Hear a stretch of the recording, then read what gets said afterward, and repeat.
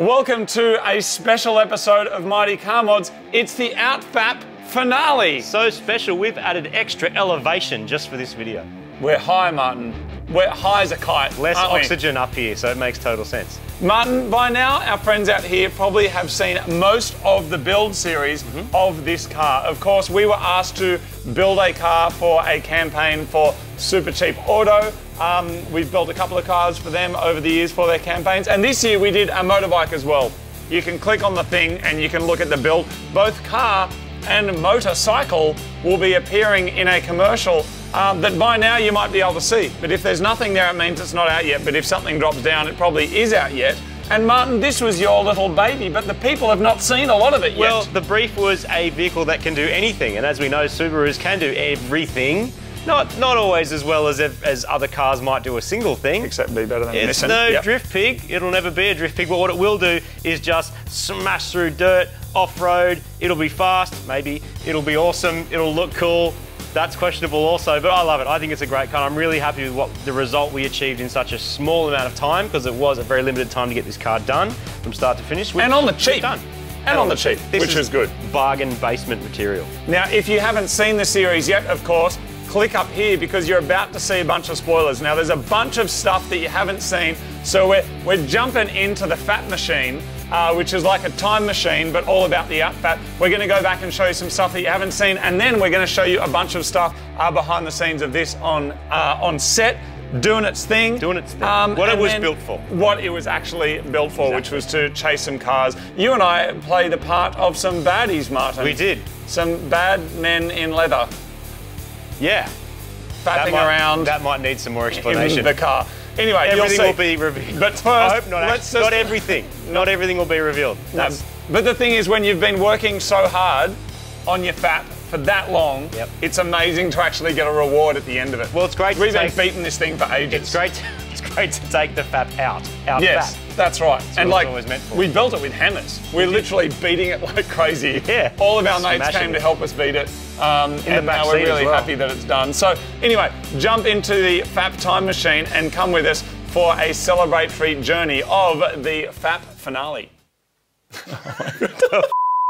So as you may have seen by now, Marty decided to do another Subaru, and we were all really excited about it. But before we got started, we needed to find a performance car. So we got this one, a naturally aspirated, completely flogged Subaru. Our first step was to head down to AGI, who made a roll cage for the car. These guys have made cages and bars for all of our cars over the years, and it means our Fap machine will be protected if we push it too hard.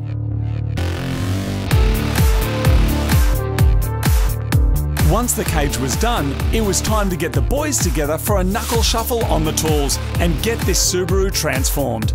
If you haven't seen the Outfap series yet, make sure you check out the build on the Mighty Car Mods YouTube channel. When it was all done, it looked something like this. Next up, we needed off-road lights and paint. And this is wiring for our mad spotlights. Oh, there it goes. Oh, the car fought back, dude. Oh. This is wiring for our spotlights and wiring for our mad light bar. Have we worked out whether it fits out yet?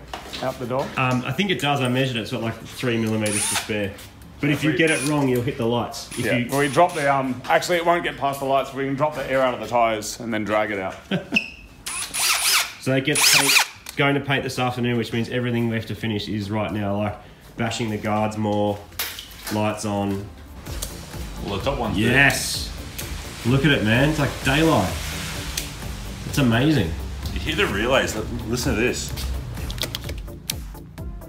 That's a significant click. Yeah, and that's LED too. Like they're pretty efficient. With the body mechanicals and electricals done, the last thing we needed was a paint job. We did a minimal prep door shut respray in satin black, which is all we're going to need for this Hollywood style build. The most important thing with this car is that it has to look good on TV. Our last step before putting the car on a trailer and taking it over 1,000 kilometres up to Queensland was making sure that there was no clearance issues with these massive Bridgestone tyres.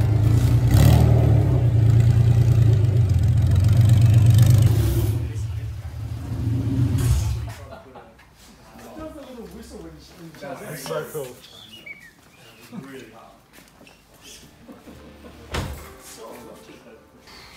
Bash plate done. Just in case anyone decides to jump it over something so a rock doesn't go straight into our sump or straight through our cooling hoses. The Subaru got on the trailer on the back of our Ford Custom Transit, and inside was our blacked out Triumph Bonneville, which we also built for this commercial. Now this ad is way bigger than a normal Mighty Car Mod shoot. There's a huge crew, an epic array of cars, and a professional aerial racing drone camera team that are getting some absolutely incredible shots. So in this particular scene, the Bonneville is about to come flying down here. It's just been chasing the Ferrari that's been drifting in this factory, and then it's going to get into a slide, which is done by a stunt guy. The bike has ABS, so how he does a slide, I don't know. And it's going to go straight into these boxes. We're just taking off the Shorty Duck bill because it's probably going to break, so we're going to get rid of it. And that's what is about to happen.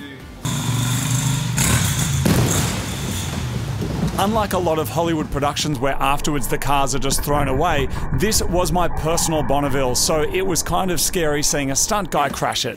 You okay, Mark? You okay? You good? I don't know, I haven't seen the bike yet, but I've heard the stunt guy's okay, so that's a good Happy start. days. Good luck.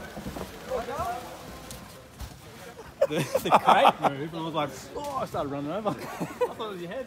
There were some other crashes, slides and jumps, and you'll see them in the final commercial. Well done, man. No, cheers, You mate. stunted well. There he is, everybody. The dude doing the crazy stuff. Dan Redden, what a legend. All over it. Thanks for not killing the bike. It's still there. I looked It's after excellent. I Excellent. looked after Thank you, it. It was mate. me or the bike, and I went, you know what, this thing looks so good. There it is, everybody. That's a wrap for the Bonnie. And Now you get a helmet and ride into the distance. yeah, it's not a wrap for you and me though, Martin. We're now going to be attaching the Bonnie to this tuk-tuk here and taking people for joyrides. This is a real man's bike. Yeah, there it is.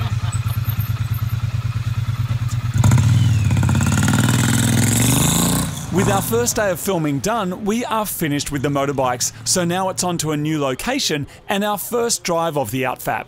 We're in a quarry. This is a quarry where they mine road materials, road bases and stuff. Yes. And they've let us use it for the day, which is pretty awesome. And yeah, we have like a 5-minute break where we're not required, and neither is the car, which is quite rare because the car has been going all day. It's been going well too. It's been going well. I think it's Subaru reliability, Martin. add my harness along with the potato cam that's happening right now. But you got to drive it. So this is your first drive of this vehicle. Yes. The first drive. There's Al and Ian watching on. See how she goes, Alan. Rogie. Rogie. Okay, so ideally what we're talking about, we've got This top one, isn't it? Yeah. So there's like different levels of this quarry. We've been driving along a few of them, but they're all different. Like some are wider and narrower than others.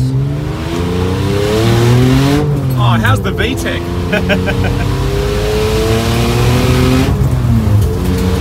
Oh, it feels great, man. Feels good.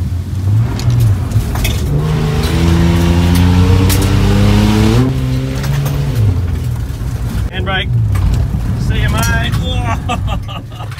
It's progressively getting better at handbraking as we get the brakes hot.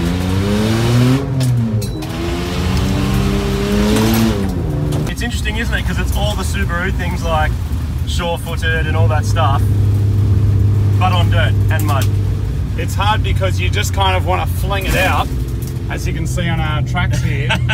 But it grips. Yeah, it You know what grips. I mean? Like, whereas Mad Max, you'd just be fully sideways, Yeah. just mod maxing it along. Yeah, so it's like it's doing the all-wheel drive things that it's meant to do, That's excellent. which is great and safe, and also feels unsafe at the same time. If you haven't seen the ad yet that this car was built for and being filmed today, you can click on the thing and watch it and watch the epic skits on the new Super Cheap Auto TV commercial. Click the thing and check it out.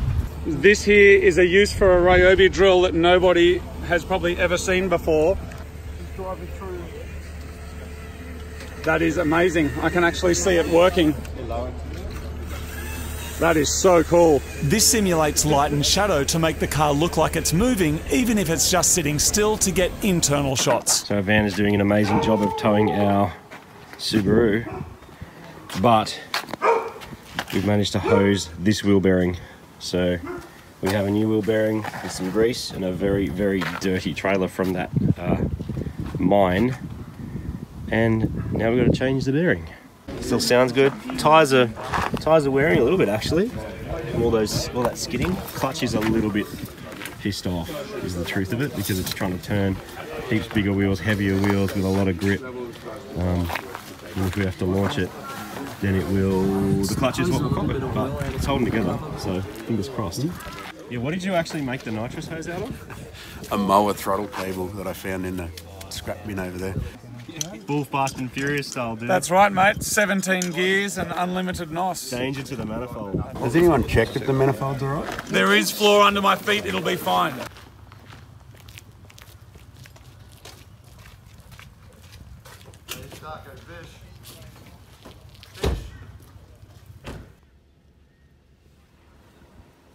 They were going to let me skid it, but then they said you have to be within half a metre of a camera that's worth 10 times our car and a car that's worth easy 20 times our car.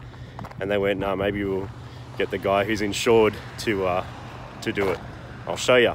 You can watch it happen. He's got the Cayenne in reverse in case Corey overcooks it, so that he can back up and out of the way. It's actually really close, closer than it looks.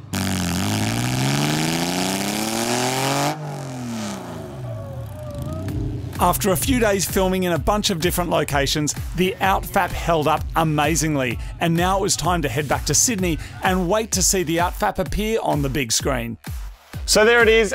Thank you very much to Supercheap Auto for asking us to be involved in the project. This is dicey, and it was awesome to be able to get to come along. Thank you for the stunt drivers, because a lot of it we weren't allowed to do. They're like, get out, because you don't have the right credentials. Skills/insurance. We've got street credentials, bit of both, but not quite Hollywood credentials. And this is a bit of a weird one, but the amount of production that goes into something like the ad that this car was in is just absolutely massive. Heaps of people. The budgets are big because getting a quarry is not an easy thing to do. That's right. It's a totally next level, like movie spec budget and crew to do this kind of work. It's like 50 people, right? Yeah. In 4 days or 5 days or something? And there's no time to spare, so there's no time for me to do 60 handbrakies and hope that they get one good shot out of it.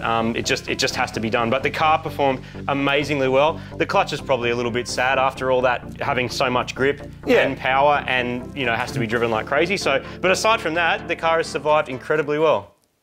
What? Oh no, I was laughing at you talking about how much grip and how much power this has, that's all. It's got tons of grip. Yeah, I know, that's cool. But it's just, I don't even want to, I'm not even gonna, I'm not even going to. Right there, because he's about to say, not every Nissan especially would beat this, and then I'm going to say, I'll destroy all Nissans because I will. Don't even bother me. No, I just 2 words for you, Mod Max, that's all. No. I mean, this is cute and cool, but What have I been saying? You've been saying the same shit for years. Exactly. Which is Subaru. All I'm saying is the only Nissan that we have at the moment is an S15 LS1, also with muddy tyres.